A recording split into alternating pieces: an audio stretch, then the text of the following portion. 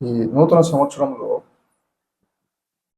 దేవుని మహిమలోనికి మనం వెళ్ళాలంటే మనం ఏం చేయాలి? అసలు దేవుని మహిమ మన మీదకి రావాలంటే మన జనవరి 1 రోజు చెప్పాను, దేవుని మహిమ మన గృహాల్లో కానీ దేవుని సన్నిధి మనతో ఉండాలంటే ఒక మాట చెప్పాను. దినవృత్తాంతములు గుర్తుందా? 2వ దినవృత్తాంతములు 6వ అధ్యాయం 10 నుంచి చదువుదాం, 9 నుంచి చదువుదాం. నీవు ఆ మందిరమును కట్టరాదు,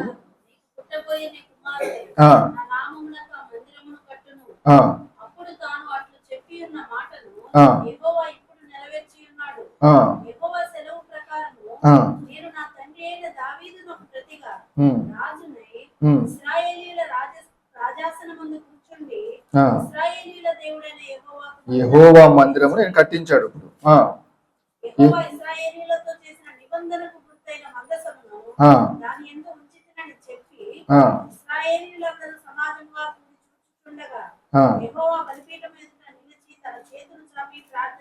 ప్రార్థన చాలక ఇక్కడ వరకు మనం చూసుకుంటే దేవుడు దావీదు ఆశ ఏంటంటే దేవునికి ఒక మందిరం కట్టాలి అని. కానీ దేవుడు మాత్రం నువ్వు మాత్రం మందిరాన్ని కట్టొద్దన్నాడు. దావీదు ఆ మందిరానికి కావలసిన ముడి సరుకులన్నీ సమకూర్చాడు, కానీ మందిరం మాత్రం తను కట్టలేదు.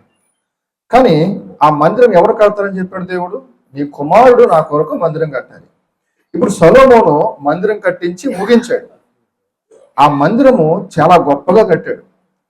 మనం కొన్నిసార్లు చూడండి, ఎవరన్నా ఇంటికి వెళ్ళామనుకో, ఇది పలానా చోట తెప్పించిన ఫర్నిచర్ అమ్మా, ఇది పలానా చోట పెట్టిన తలుపమ్మా అని ఒక గొప్పగా చెబుతూ ఉంటాం ఇల్లుని గురించి.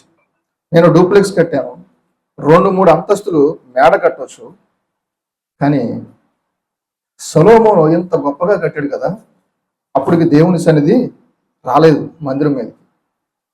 మనం అనుకుంటాం గొప్పగా మందిరాలు కట్టేస్తే, కొన్ని సంఘాలు ఉంటాయి, లోదన సంఘాలు, అవి చీరాల్లో 14 సంవత్సరాల క్రితమే 13 కోట్లు బడ్జెట్ వేశారు. 14 సంవత్సరాల క్రితం, అప్పుడు విన్నాను కాబట్టి అక్కడ 13 కోట్లు అని అంచనా వేశారు మందిరం కడతాకి. మరి ఇప్పుడు కట్టారో కడుతున్నారో నేను చూడలేదు ఇప్పటి వరకు. కానీ ఇప్పుడు ఆ బడ్జెట్ డబల్ అయి ఉండొచ్చు, 26 కోట్లు 30 కోట్లు అయి ఉండొచ్చు. అప్పుడు అనుకున్నది సేమ్ అదే రేటుకు ఇప్పుడు అవ్వదు కదా. అంటే అనుకుంటారు జనాలు 30 కోట్లు 50 కోట్లు మందిరాలు మేము కట్టేస్తే దేవుని సన్నిధి దాంట్లోనికి వచ్చేస్తుంది అని. కానీ ఇక్కడ సొలొమోను చూసారా, మందిరం కట్టాడు, కానీ ఎప్పుడు వచ్చింది దేవుని సన్నిధి? ప్రార్థన చేసిన తర్వాత. ఇక్కడ ఈ మాట మనం 12వ వచనం నుంచి చివరి వచనం వరకు ఆయన ప్రార్థనే ఉంటుంది. అదే మీరు చదవక్కర్లేదు. 7వ అధ్యాయం చదవండి. 7వ అధ్యాయం మొదటి 2 వచనాలు చదవండి.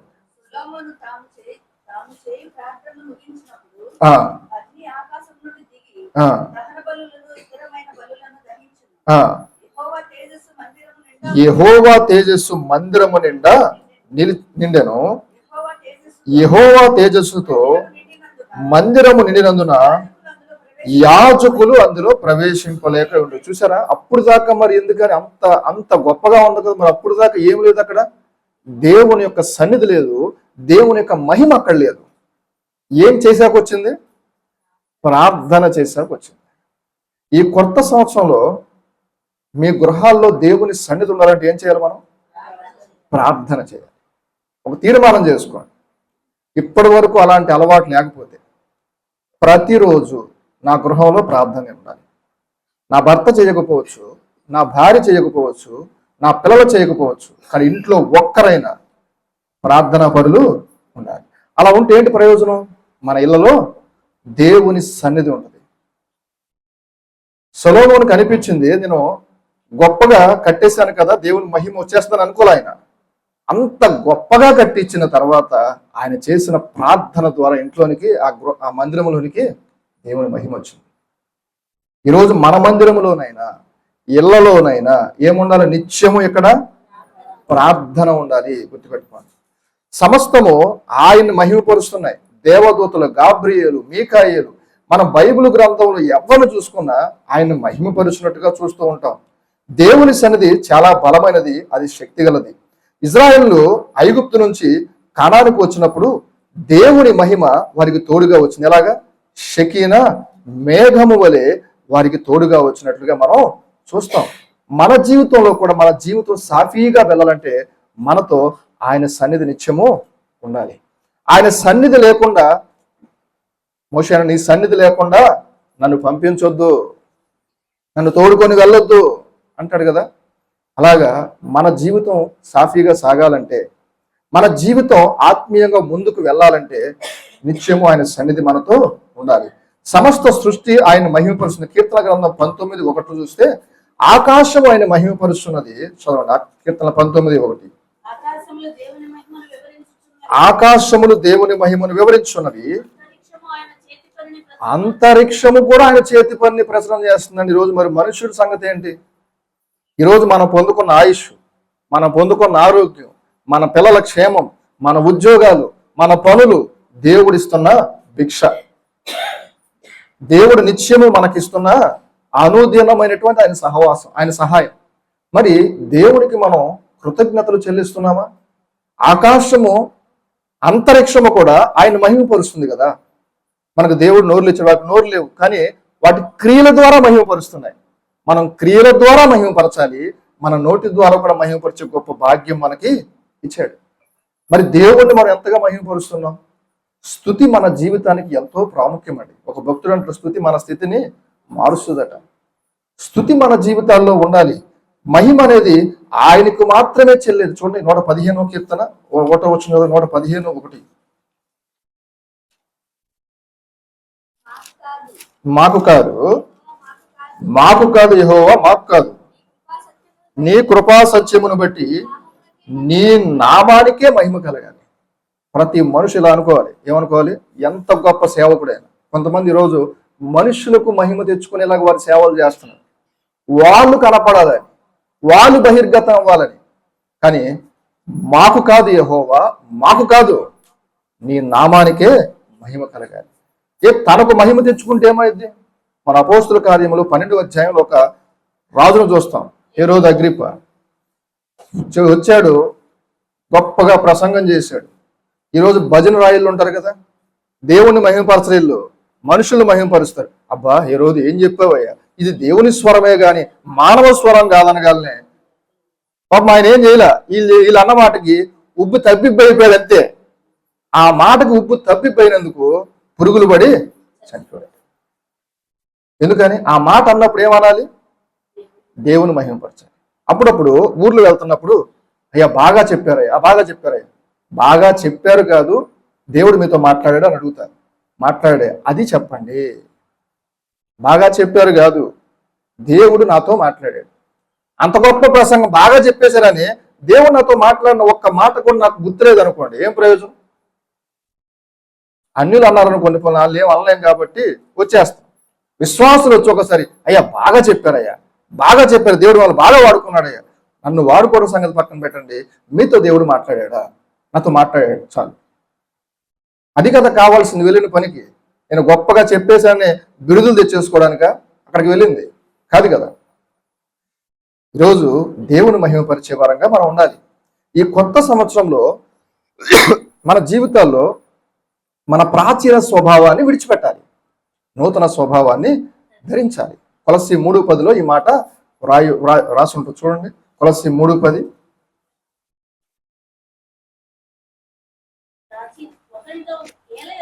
ఏలయనగా ప్రాచీన స్వభావాన్ని దాని క్రియలతో కూడా పరిత్యజించి జ్ఞానము కలుగు నిమిత్తము నూతన పరచబడుచున్న నవీన స్వభావాన్ని ధరించుకుని ఉన్నారు. మీరు కొత్త సంవత్సరం మారగానే, మన ఫస్ట్ తారీఖు చెప్పాను, ఏం మారిద్ది? క్యాలెండర్లో ఒక నెంబర్ మారిద్ది అంతే. ఏం మారదు మన జీవితంలో. మారాల్సింది ఏం తెలుసా? మన జీవితంలో మార్పులు జరగాలి. అది నూతన స్వభావం. నూతనత్వం క్యాలెండర్లో కాదు ఉండాల్సింది, మనలో ఉండాలి. క్యాలెండర్ మారిపోయింది, కొత్త క్యాలెండర్ వచ్చేసింది, కరెక్టే. ఇప్పుడు క్యాలెండర్లో నూతనత్వం ఉంది, మనలో ఉందా? క్యాలెండర్ ఎలాగైతే నూతనత్వం చెందిందో మనలో కూడా నూతనత్వం రావాలి. మనలో అదే పాత రోత జీవితం. మందిరాలకు వస్తాం, మన బాప్తిసాలు ఎన్ని ప్రసంగాలైనా వింటాం, బాప్తిసం పొందాం, రక్షణ పొందాం, చెడు వ్యసనాలు విడిచిపెట్టం, రీల్స్ మానం, సీరియల్స్ మానం, ముసలమ్మ ముచ్చట్లు మానం. ఇక్కడికి మాత్రం మనం తల మీద కొంగేసుకొని ప్రార్థన చేస్తాం. విడిచిపెడదాం, కొన్ని విడిచిపెడదాం. ప్రాచీన స్వభావాన్ని విడిచిపెట్టి నవీన స్వభావాన్ని మనం ధరించుకుందాం. క్రీస్తులో ఉన్నవాడే నూతన సృష్టి అని చదవట్లేదు. 2 కొరింథీ 5:17 రాసిబడి ఉంటుంది. క్రీస్తునందు ఉన్నవాడట నూతనమైన సృష్టి. నువ్వు క్రీస్తులో ఉంటే అదే నీకు నూతనత్వం. నువ్వు ఈ లోకంలో అదే పాత రూప జీవితాన్ని గడపటం వల్ల నీలో నూతనత్వం ఏమో. కొత్త సంవత్సరమైనా మారింది, ఈ సంవత్సరమైనా అప్పులు పోతాయేమో, ఈ సంవత్సరమైనా నాకు ఆరోగ్యం ఎందుకు వచ్చేస్తుంది చెప్పండి, ఈ సంవత్సరమైనా నాకు ఏమైనా ఉద్యోగం వచ్చేస్తుందేమో, ఈ సంవత్సరం నా అప్పులు తీరుతాయేమో. ఎందుకు తీరుతాయి? సంవత్సరంలో ఏం మార్పు లేదు. నూతనత్వం నీలో ఉంటే ఆటోమేటిక్గా అప్పులు తీరుతాయి. మా ఆఫీసులో ఒక వ్యక్తి ఉంటాడు, అప్పులు తీరిపోవాలని ఎప్పుడు రానోడికి ఒకసారి గంట సేపు దేవుడు వాక్యం అన్నాడు. మళ్ళీ ఆ డబ్బులు తీసుకుని అప్పులు తీరుతాయి. ఎప్పుడు తీరుతాయి? మనం దేవుణ్ణి నమ్ముకుని కొన్నిసార్లు జోదాలు అలవాటు. వాళ్ళు దేవుణ్ణి నమ్ముకుంటే అప్పులు తీరుతాయి. దేవుణ్ణి నమ్ముకుంటే ఎందుకని? దేవుణ్ణి నమ్ముకుంటే ఖచ్చితంగా జోదాలు ఆపేస్తాడని. నువ్వు దేవుణ్ణి నమ్ముకొని కూడా జోదాలు ఆడుతున్నావు అనుకోండి, అప్పులు తీరుతాయా? అతను దేవుణ్ణి నమ్ముకుని అప్పులు తీరుతాయని చెప్పానండి. మళ్ళా దేవుణ్ణి నమ్ముకొని ఆ స్టాక్స్ ట్రేడింగ్ లో పెడతా ఉంటాడు. ఇప్పటికి 12 లక్షలు లాస్ అయ్యాడు. అదే దేవుణ్ణి నమ్ముకొని ప్రార్థన చేసేప్పుడు నాకేం అవ్వట్లేదు అంటున్నాడు. ప్రార్థన చేసి ఇప్పుడు 6 నెలలు అయింది. నువ్వు ఎన్నిసార్లు ట్రేడింగ్లు చేసావంటే 6 నెలల నుంచి చేస్తానే ఉన్నావుగా, మన అప్పులు ఎలా తీరుతాయి? దేవుణ్ణి నమ్ముకొని కూడా మన పాత జీవితం అలాగే ఉందనుకోండి, ఎలా తీరుతాయి ఇవన్నీ? నూతనత్వం మనలోనికి రావాలి. ఇదే రక్షణ దినం అని కొరింథీయులకు రాసిన 2వ పత్రిక 6వ అధ్యాయం 2వ వచనంలో రాయబడి ఉంటుంది. ఇదే రక్షణ దినము, అనుకూల సమయము, రేపు అనేది మనం కాదండి. ఈ 4వ తారీఖు దాటి సాయంత్రం దాకా కూడా మనం మన ఆయుష్ గ్యారంటీ ఇవ్వలేము. మనం రక్షణ పొందలేని వారు సిద్ధపడం, మారు మనసు పొందండి. మీరు బాప్తిసం పొందితే, మీరు రక్షణ పొందితే సేవకులకు ₹1 ఆస్తి వచ్చేది. కానీ మీ జీవితం మారితే మీకే కోట్ల కంటే ఎన్నో కోట్ల విలువ చేసేటువంటి గొప్ప రక్షణ ఆనందాన్ని మీరు అనుభవిస్తారు. ఏదో కొంతమంది ఈ లోకంలో ఏదో ఆనందాలు ఉంటాయని డిలే చేసుకుంటే వెళ్తారంటే రక్షణ ఏంటో. నేను కూడా సంవత్సరం డిలే చేశా. పెళ్లి కాదేమో, ఇంకా సినిమా పాటలు కొద్దిగా వినాలి. సినిమాలు మానేశాను అప్పటికి. పాటలు అంటే పిచ్చి, పాటలు వినాలి. బాప్తీసం తీసుకుంటే ఎవరో చెప్పారు బాప్తీసం తీసుకుంటే పెళ్లి కాదని. ఓ అవదేమో, సంవత్సరం డిలే. ఎప్పుడు దాకా అటు ఇటుగా ఉన్నంత వరకు. ఎప్పుడైతే లోతైన భక్తిలోనికి వెళ్ళామో ఇక పెళ్లి గుర్తురాదు, పాటలు గుర్తురావు. బాప్తీసం రక్షణ పొందాను. ఆ రోజు నుంచి ఈ రోజు వరకు దేవుడు ఏ విషయంలో వెనక్కి తిరగలేదు. దేవుడు అద్భుతమైన తన బహుమానాన్ని నాకు బహుమానంగా ఇచ్చాడు. ఏ విషయంలో ఆయన కొదవ చేయడండి. మన సత్క్రియలు దేవుని మహిమపరుస్తాయి. ఇందా చెప్పాను కదా, మన క్రియలు దేవుని మహిమపరచాలి. చూడండి మత్తయి సువార్త 5వ అధ్యాయం, మత్తయి సువార్త 5వ అధ్యాయం 15-16 వచనాల్లో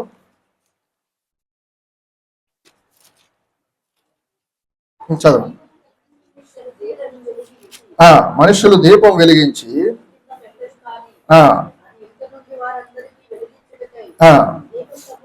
దీపస్తంభం మీదనే పెట్టుదురు.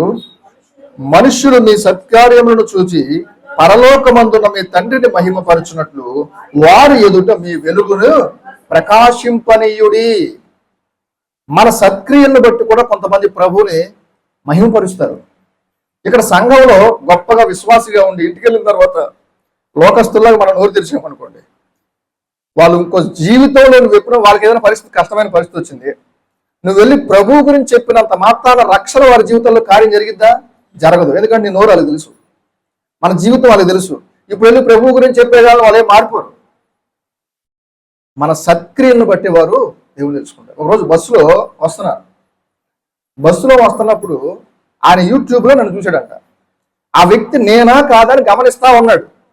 నేను ఆ టైంలో ఇన్స్టాగ్రామ్లో రీల్స్ చూసుకుంటా కూర్చున్నాను అనుకోండి, ఎలా ఉంటుంది? కానీ ఆ టైంలో ఏం చూస్తున్నాను తెలుసా? దేవుని వాక్యం బడ్స్ పెట్టుకుని దేవుని వాక్యం బస్సులో వింటా ఉన్నా. చీరాల నుంచి వస్తున్నాను, బస్సు పెట్టుకుని వింటాం. అప్పుడు ఆయనకు అర్థమైపోయింది, ఈయన ఆయనే. ఇక్కడ వాక్యం వింటున్నాడు, అక్కడ వాక్యం చెప్పాడు, ఈయన ఆయనే. ఆయనకి దగ్గరకు వచ్చి, బ్రదర్ మీరు యూట్యూబ్లో మీరే కదా? నేనే.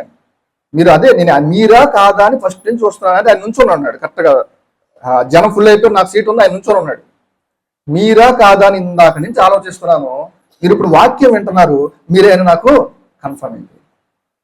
అదే టైంలో నేను రీల్స్లో ఏది పడితే పిచ్చి పిచ్చి చూస్తా ఉన్నాను అనుకోండి. నేను ఎప్పుడు చూడండి, యాక్చువల్గా చూశాను అనుకోండి, ఎలా ఉంటుంది? ఆయన అంత గొప్ప సాక్ష్యం చెప్పాడు యూట్యూబ్లో అంత ప్రసంగాలు చేస్తున్నాడు, ఇక్కడే లోకస్తుల్లాగా చూస్తున్నాడు.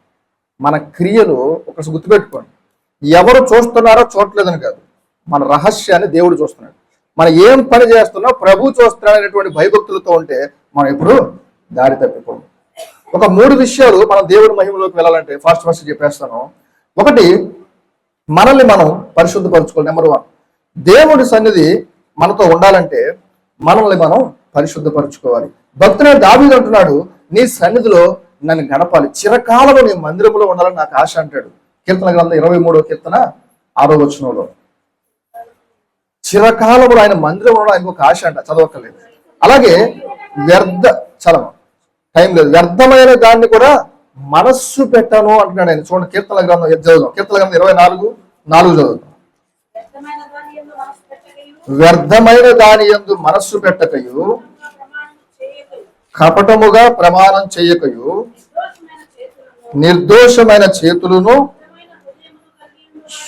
శుద్ధమైన హృదయము కలిగి ఉండివాడే యెహోవా వల్ల ఆశీర్వాదం. చాలు. నెంబర్ 1 ఏంటంటే ఇక్కడ వ్యర్థమైన దానికి దూరంగా ఉండాలి. ఈరోజు వ్యర్థమైనవి ఏంటి చెప్పండి?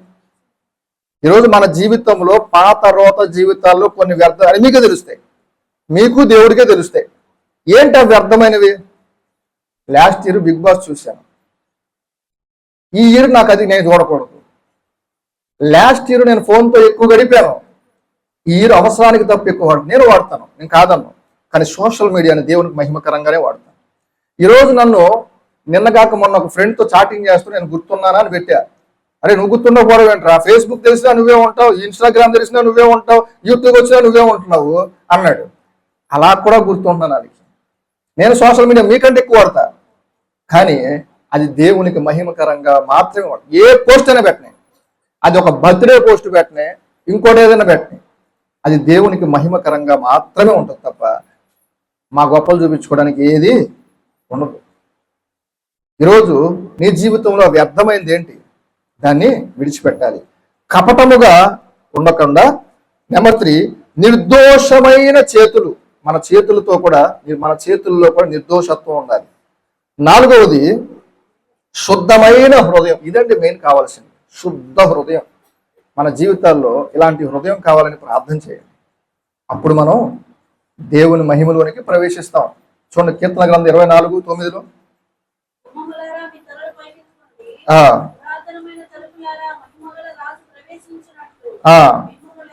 మిమ్మల్ని లేవని ఆ మహిమగల రాజు మీలోనికి ప్రవేశించినట్లు మిమ్మల్ని మీరు లేవంటే మిమ్మల్ని మీ హృదయాలను మీరు శుద్ధి చేసుకోండి. దేవుడు మనలోనికి, మన హృదయంలోనికి ప్రవేశించినట్టుగా మన హృదయాలు ఎప్పుడు కూడా ఆయన కోసం ఎదురు చూస్తున్న ఖాళీగా ఉండదు. కానీ మన హృదయాలు ఏం పెట్టేస్తాం?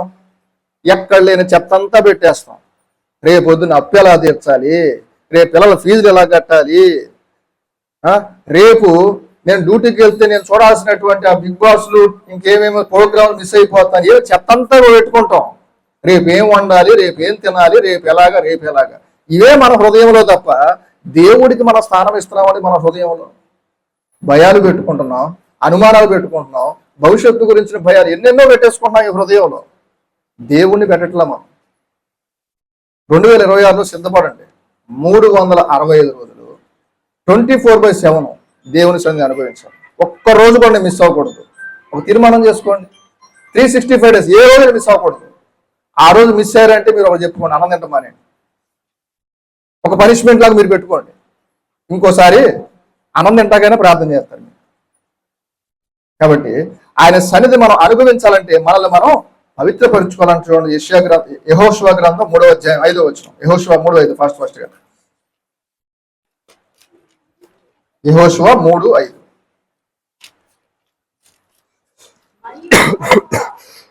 మరియు యెహోషువ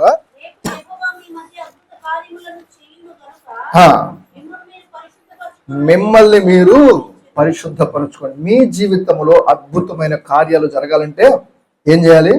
మిమ్మల్ని మీరు పరిశుద్ధపరచుకోండి. నెంబర్ 1, పవిత్రమైన హృదయం మన జీవితాల్లో మళ్ళీ మనం పవిత్రపరచుకోవాలి. నెంబర్ 2, మన శ్రమల్లో ఇబ్బందుల్లో నిరీక్షణ కోల్పోకూడదు. మన జీవితాల్లో గెత్సమైన అనుభవాలు వస్తాయి. ఈ అనుభవాలు దాటకుండా మనం మహిమలోనికి వెళ్ళలేం. గాడ్స్ గ్లోరీలోకి వెళ్ళాలంటే కొన్ని మనకి టఫ్ టైం అనేది మనకు కొన్నిసార్లు వస్తుంది. మన జీవితంలో 3 ఫేసెస్ ఉంటాయి: లోక ఘనత, శ్రమలు, దేవుని మహిమ. లోక ఘనత అనుభవించి దేవుని శ్రమలు అనుభవించిన తర్వాతే దేవుని యొక్క మహిమలోనికి మనం ప్రవేశిస్తాం. అపోస్తుల కార్యం 14వ అధ్యాయం 22వ వచనం చదవండి. అపోస్తుల కార్యం 14వ అధ్యాయం 22వ వచనం.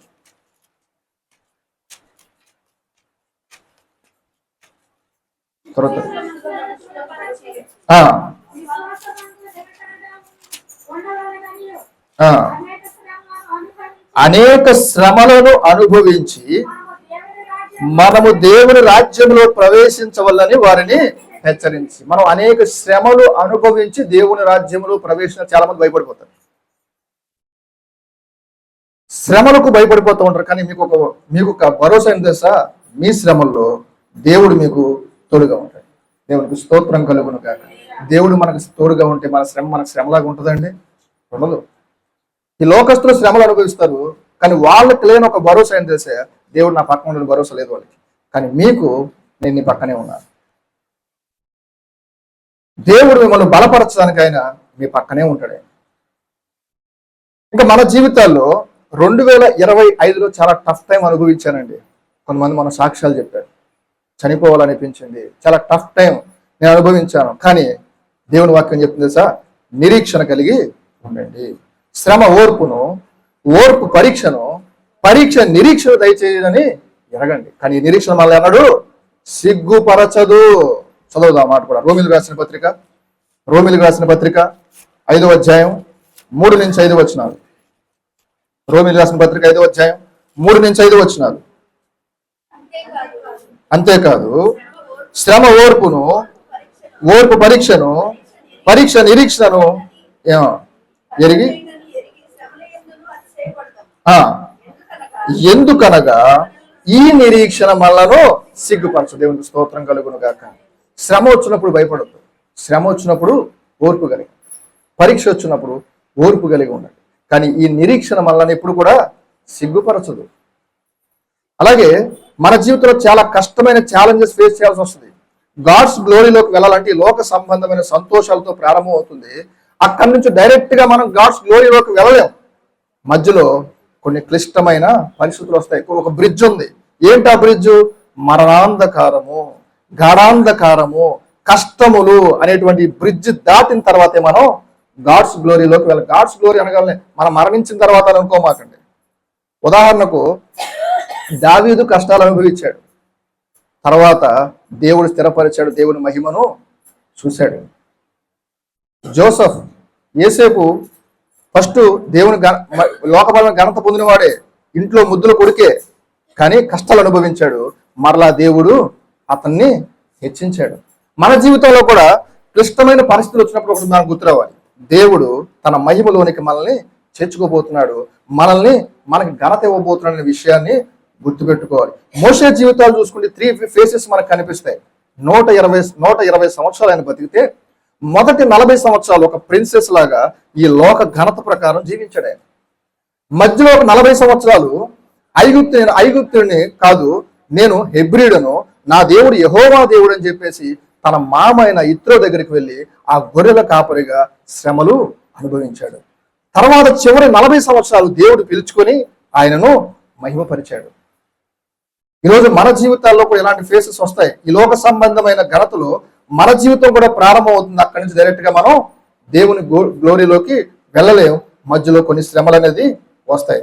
దేవుని మార్గం ఇరుకుగా ఉండొచ్చు, దేవుని మార్గం చాలా ఇరుకుగా ఉండొచ్చు, కానీ ఎండింగ్ మాత్రం రాళ్ళు రప్పలు లేని విశాలమైన స్థలంగా ఉండబోతుంది. దేవునికి స్తోత్రం కలుగును గాక. కానీ ఈ మార్గంలో కలుగుతున్నప్పుడు చాలా మందికి ఏంటి ఈ మార్గం ఇంత ఇరుకు, నాకొద్దు ఈ మార్గం అనిపించవచ్చు. కానీ దేవుని మార్గంలోనికి మనం ఒక్కసారి ఈ ఇరుకు మార్గం కూడా మనం వెళ్ళటానికి ఇష్టపడితే దేవుడు మాత్రం ఖచ్చితంగా చివర నీకు ఒక మంచి స్థలాన్ని ఆయన ఇవ్వబోతున్నాడు, ఏ ఆటంకం లేని స్థలాన్ని. ఉదాహరణ ఇందాక చెప్పాను కదా, దావీదు జీవితాలు ఎన్నో కష్టాలు, యేసేపు జీవితాలు ఎన్నో కష్టాలు, కానీ చివరికి గొప్ప స్థితిలో నిలబెట్టాడు. తప్పిపోయిన కొడుకు ఫస్ట్ తండ్రి దగ్గర ఎంతో ఘనత అనుభవించాడు. మధ్య ఒక ఫేస్ వచ్చింది, ఆ ఫేస్ లో చాలా శ్రమలు అనుభవించాడు. మరలా ఏం చేశాడు, మరలా తండ్రి దగ్గరకు వచ్చి మరలా ఘనతను పొందుకున్నాడు. కానీ సొలొమోను జీవితం చూసుకుంటే లోక ఘనత ఉంది, శ్రమలు వచ్చాయి, థర్డ్ ఫేజ్ లోకి వెళ్ళలేకపోయాడు. దేవుని మహిమలోనికి వెళ్ళలేకపోయాడు. ఈరోజు సొలొమోను జీవితంలో మన జీవితంలో ఉండకూడదు. కష్టాలు వచ్చినప్పుడు ఇది నా మంచి కోసమే, నా జీవితంలో దేవుడు నా మంచి కోసమే ఇచ్చాడని మనం ముందుకు వెళ్ళాలి. ఇక సమయం లేదు, ముందుకు వెళ్ళిపోదాం. కీర్తన గ్రంథంలో కూడా చూస్తే 3 భాగాలు ఉంటాయి. 3 భాగాలు చేసి 1 నుంచి 3 వచనాలను మనం వరల్డ్ గ్లోరీ, లోక సంబంధమైన మహిమను చూస్తాం. 4వ అధ్యాయం చూస్తే శోధన, ఇబ్బంది, డిస్క్రైజ్ అండ్ డిస్ట్రెస్ ను మనం చూస్తాం. అలాగే 5 నుంచి 6 అధ్యాయాలు చూస్తే గాడ్స్ గ్లోరీని మనం చూస్తాం. ఈరోజు మన జీవితాల్లో కూడా సాఫీగా వెళ్ళాలి అంటే ఈ 3 ఫేసెస్లు మనం అనుభవించాల్సిందే, తప్పదు. నా జీవితంలో కూడా ఈ లోక సంబంధమైన జీవితం 2011 వరకు, నా 22 సంవత్సరాల వయసు వరకు కూడా ఈ లోక ఘనతనే నేను చూశాను, ఈ లోక పరంగా జీవించాను. 2011 నుంచి 2014 ఇది నా టఫ్ టైం. మరణించేద్దాం, చనిపోదాం, సూసైడ్ అటెంప్ట్లు, 2 సార్లు సూసైడ్ అటెంప్ట్లు, చచ్చిపోవాలి అనుకున్నప్పుడు దేవుని వాక్యం నన్ను బలపరిచింది. 2014 నుంచి ప్రభు ఆయన మహిమలోనికి చేర్చుకున్న అనుభవం నేను పొందుకున్నాను. ఆ రోజు నుంచి ఈ రోజు ప్రతిదీ దేవుని వాగ్దానంతో ముందుకు వెళ్ళటం, ఆయన చిత్త ప్రకారం ముందుకు వెళ్ళినప్పుడు అప్పుడు అనిపించింది ఆ లోయ నాకు ఎంత ఉపయోగపడిందో, ఆ మరణాంధకారపు లోయ నా జీవితానికి ఎంత ఉపయోగపడిందో అని. మూడవది దేవుని మహిమలోనికి, మూడవది అంటే ఆయన పరిచర్యలో ఎదుగుతూ మనం ఆయన మహిమలోనికి వెళ్ళాలి, ఆయన పరిచర్యలోనికి మనం ఉండాలి. ఈరోజు మనం చాలా మంది చూస్తే సంఘాల్లో విశ్వాసులు ఉన్నారు కానీ శిష్యులు ఉన్నట్ల. కానీ సంఘంలో శిష్యులు అవ్వాలి, శిష్యులు ఉండాలి, విశ్వాసులు కాదు. అందుకే దేవుని మహిమ ఎవరికి ఫ్రీగా అంటారంటే ఎవరికైతే ఫెయిత్ఫుల్ గా ఆయన పరిచర్యలో ఆయన ఆత్మను కలిగి ముందుకు సాగిపోతారో వాళ్ళు మహిమ నుంచి అధిక మహిమలోనికి వెళ్తారు. చూడండి, కొరింథీయులకు రాసిన 2వ పత్రిక ముగించేస్తున్నాను, 3వ అధ్యాయం 18వ వచనం. కొరింథీయులకు రాసిన 2వ పత్రిక 3వ అధ్యాయం 18వ వచనంలో మనమందరమును